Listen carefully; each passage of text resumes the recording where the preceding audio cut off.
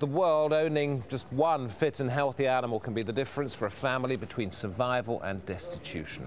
Well, now Pakistan's severe flooding has killed more than 14,000 livestock. And the country's Food and Agriculture Ministry says something has to be done immediately to stop this. As Imtiaz Tyab reports from Mirpur Khas, the dead animals are also making people ill. It's difficult work that is often gruesome. These men are part of a Pakistani charity that, for several hours a day, collect the carcasses of animals that have died since the flooding in Sindh began in August.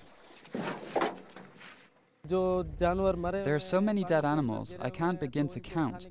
We are doing our level best to collect them all. It's not an easy job, but we are proud to do it for our people.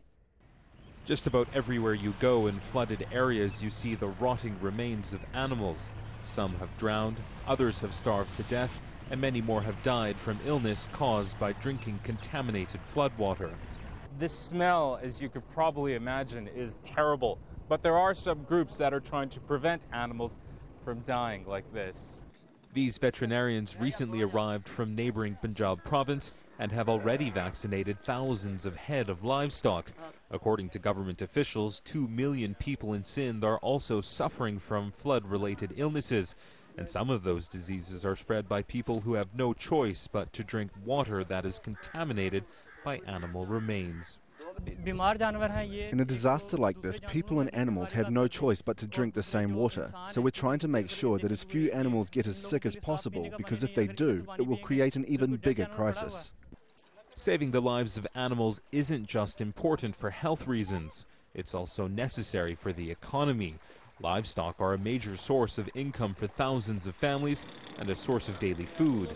Government officials say as many as 14,000 animals have been killed in Sindh following weeks of torrential rain, but locals say that number is much higher, which is why for many this work is so crucial. Imtiaz Tyab, Al Jazeera, Mirpur Khas, southern Pakistan. Typhoon Roki's now made landfall in central Japan with winds of nearly 160 kilometers an hour. Even before it struck, it brought heavy rain, and that killed at least 4 people. Here's Florence Louis. Japan's weather agency issued warnings ahead of the storm's arrival. It's expecting landslides and flooding throughout the main island of Honshu. In some places, rainfall has reached 80 millimeters an hour.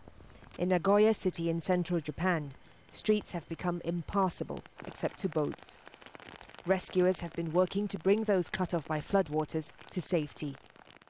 We need to be extra vigilant against the potential disaster caused by heavy rains, strong winds and rough seas, along a wide area from western to northern Japan. Across the country, more than 1 million people were initially advised to leave their homes, but that number was later revised down to around 330,000. Many people were caught unaware during the recent earthquake, and I didn't want that to happen again, so I decided to get here as early as possible. In the storm's projected path is the Fukushima Daiichi nuclear plant, heavily damaged in the March 11th tsunami. It's feared that heavy rains may hinder work to control the leakage of radioactive water from the facility. The typhoon is the second to hit the country in less than a month. Forecasters predict it'll take 3 days for the storm to pass through Japan. Florence Louis, Al Jazeera.